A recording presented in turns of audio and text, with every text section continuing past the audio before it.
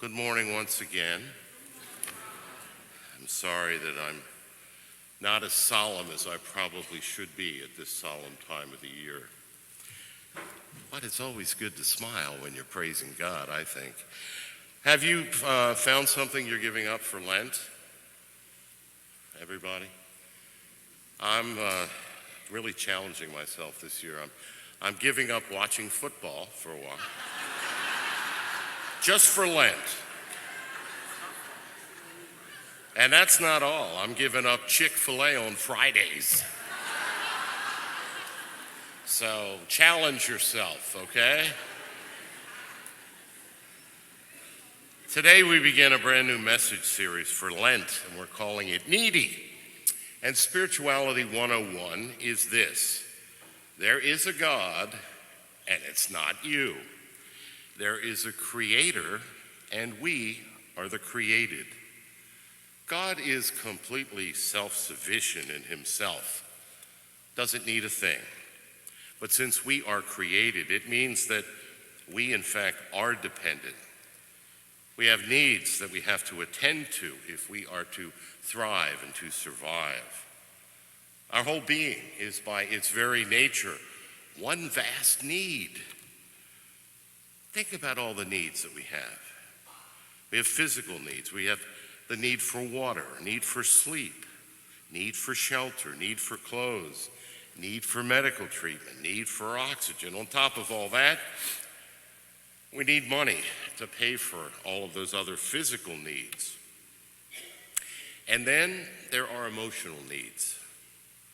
We have a need to be understood, a need for acceptance, a need for encouragement, and a need for meaning and purpose. And yes, you need to laugh, and you also need to grieve at times. You also have a need to work, and a need to rest, and a need for discipline. And as I wrote this, I started singing, turn, turn, turn. But we have a need for silence and solitude as well.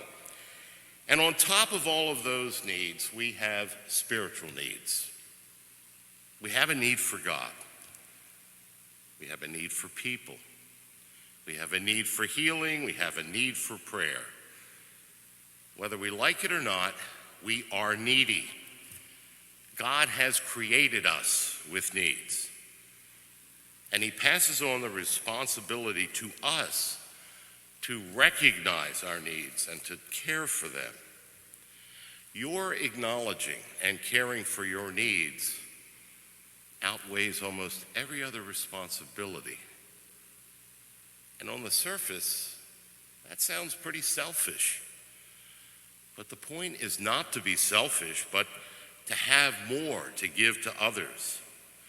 Because the healthier you are, the more you have to give away. Think about, well, try not to, but think about when you fly commercially and the instructions that they give us on the plane. Often we just tune it out. We've heard it so many times, but they say this: if there's an emergency, an oxygen mask will fall from above.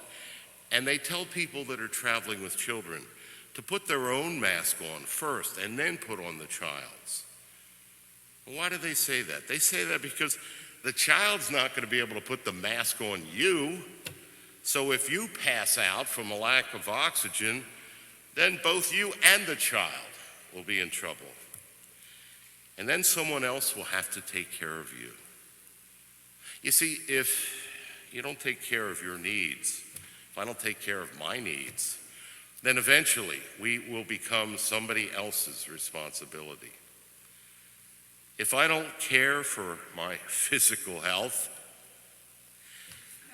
if I don't care for my emotional health, if we don't care for our hearts and our souls, eventually we become someone else's problem. Our lack of self-care will inflict damage on people around us. However, if you care for yourself, you're able to care for others. So caring for our own needs is really preparation for caring and serving others. Recognizing and caring for your own needs is also essential if you are a leader of any kind, or if anyone is looking to you as a role model. 50% of leadership is self-leadership. If you can't lead yourself, provide for your own needs, then it makes it really difficult to lead others. And that means all of you that are here at this Mass that are parents, you can't prepare your children for adulthood if you're not acting like a responsible adult and caring for yourself. If you are a manager, run a small business, or even a large corporation, the best way to lead your people is to lead yourself, physically, emotionally, relationally, spiritually. You are the instrument that leads your children, that leads your employees, that leads your company. And if you don't care for yourself, you eventually render yourself useless. Only you can discipline yourself to really care for your soul, to care for your heart, care for your emotional health. Nobody can do that for us. Here's what Jesus said. One time, a teacher of the law asked him, what was the greatest commandment? Remember this? And he said, love the Lord your God with all your heart, all your soul, all your mind, and love your neighbor as yourself. Jesus teaches that our ability to love others rests first and foremost on our love and our care for ourselves. Spiritual maturity, growing as a follower of Christ, requires us to acknowledge our needs and to take responsibility for them in a healthy manner.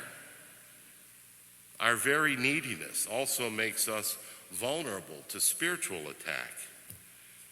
We are tempted over and over again to mishandle our needs. I think essentially there are 4 temptations that we face when it comes to our needs. And the first temptation we face is to deny a legitimate need. We act like we don't have it. That was the temptation of Adam and Eve. Remember, God told Adam and Eve that they could eat from any tree in the garden except the tree of knowledge of good and evil.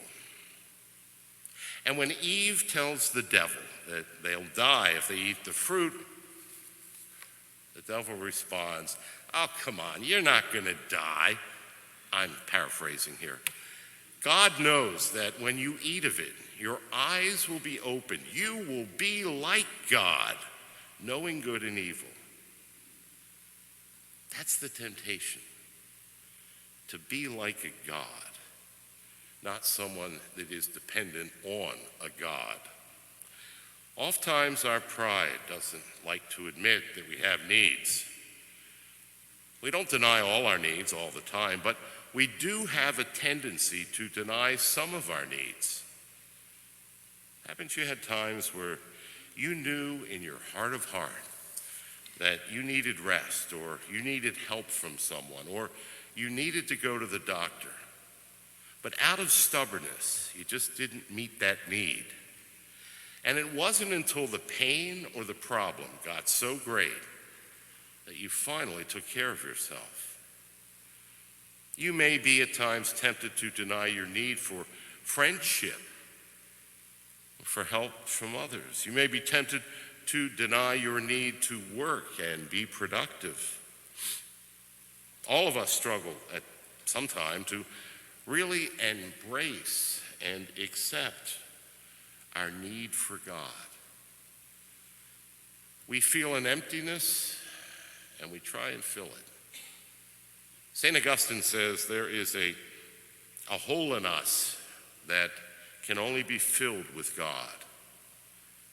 And God gave me the chance before seminary to learn that, as I spent many years filling it, or trying to, with cars and houses and celebrities and hanging out and just, things that if I get that, I'll be happy for a couple weeks. And then it's on to the next thing. Only God can fill that main hole that he created us with so that we would need him. The first temptation, as I said, we face is to deny that a legitimate need exists. And the next three basic temptations come from the life of Jesus. This Gospel of Mark tells us really very little about the temptations that Jesus faced. We heard it today when Mark said, the Spirit drove Jesus into the desert. He remained in the desert 40 days, tempted by Satan. He was among wild beasts, and the angels ministered to him. Matthew gives us much greater detail. Jesus was hungry, so the devil says to him in Matthew, if you're the Son of God, command these stones to become loaves of bread. But he answered, it is written, man shall not live by bread alone, but by every word that proceeds from the mouth of God. So the second temptation we face with our legitimate needs is to meet them in illegitimate ways. We're tempted from time to time to do something that we know is wrong in order to meet a legitimate need. For example, we have a need to work, to earn a living.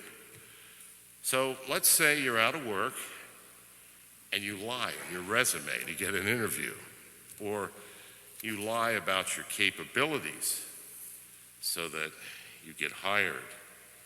You know, that's always dangerous.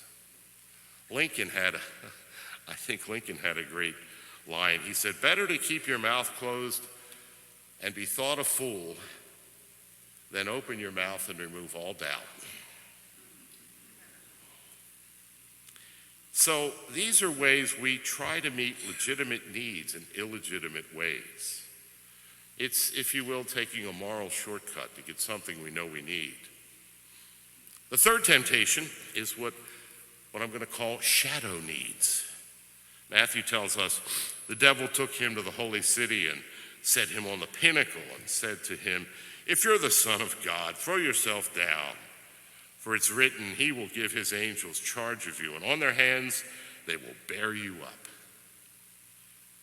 This was a temptation for Jesus because it was a shadow of his real mission. Jesus had been given the mission to bring people into relationship with his heavenly Father. As part of the mission, to prove his authority, he performed miracles. And these miracles showed people that he really had been sent by God. They showed that he really did speak with authority. And the devil tempted him to jump off this parapet so he could show off his power apart from his mission. Jesus had come so that people would follow him, would learn from him, would put their faith in him. He deeply felt that need to accomplish that mission. The temptation of the devil was to chase a shadow of simply getting people to follow him because of this fabulous sign, rather than because they really loved him and had decided freely to follow him. So the temptation from the devil was for him to win over the people of Jerusalem in one magnificent sign, to go to Jerusalem, have everybody see him perform this miraculous feat, and it most certainly would have won people's attention. But it would not have won their hearts. With our needs, we are often tempted to settle for what is a shadow of the real and the legitimate need. A young lady or a young man stays with someone they're dating who has proven they have no interest in a relationship because it's a shadow of their need for real intimacy. We have a need for rest, but so often people use their vacation times to do things that don't bring rest. You've heard people say, I need a vacation from my vacation. You have a need for healing and relief from pain. But instead of turning to get real healing, you turn to things that numb the pain. It's like fast food for the soul, and I should know about that. You know, it doesn't really provide any nutrition or any health to your body, but at least it fills you up for a while. And finally, we are tempted to turn our needs into gods, to make them the whole of our lives. And that was the final temptation that Jesus faced. Matthew writes, "Then the devil took him up to a very high mountain and showed him all the kingdoms of the world, said to him, 'All these I'll give you. Just bow down to me.'" Just once. You ever been tempted like that? You're going to do something you know is wrong, but just once. Jesus had come to have authority over all the kingdoms of the world. And the devil tells Jesus that he can have all that he came to accomplish if he just bows down for that one moment. If he just treats the devil as if he is God. Our needs scream to us in the same way. They invite us to make them into gods, to pursue them at all costs. We turn to a person, expect him or her to meet all of our needs in a relationship. And if I'm not happy, it's their fault, not mine. We make that person a god. Some people make money into their god. Granted, we need money, but some people make that the center of their existence. And every addict, no matter what their addiction, their lives revolve around the object of their addiction. We have needs. Ultimately, our neediness will either work for us or against us in our relationship with God. As I said earlier, our Heavenly Father intends that our neediness drive us to him and strengthen our bond with him. So, over the next few weeks, we are going to take a look at some of the needs. The homilies will be a little shorter. I had to set the table today. Sorry about that. But I do encourage you to commit to the series. And I think it'll help you to better meet your needs. So between now and next weekend, let me just give you a few questions to ponder. Examine your life, your pace of life, and how you're caring for yourself. And ask yourself this: if I saw someone I loved meeting his or her needs or not meeting their needs in the same way that I am, would I be concerned? Knowing your needs, taking the time to meet them, is not selfish. It is living in the reality that we are creatures, and it is absolutely vital to our spiritual health if we are to be the men and the women that God has created us to be.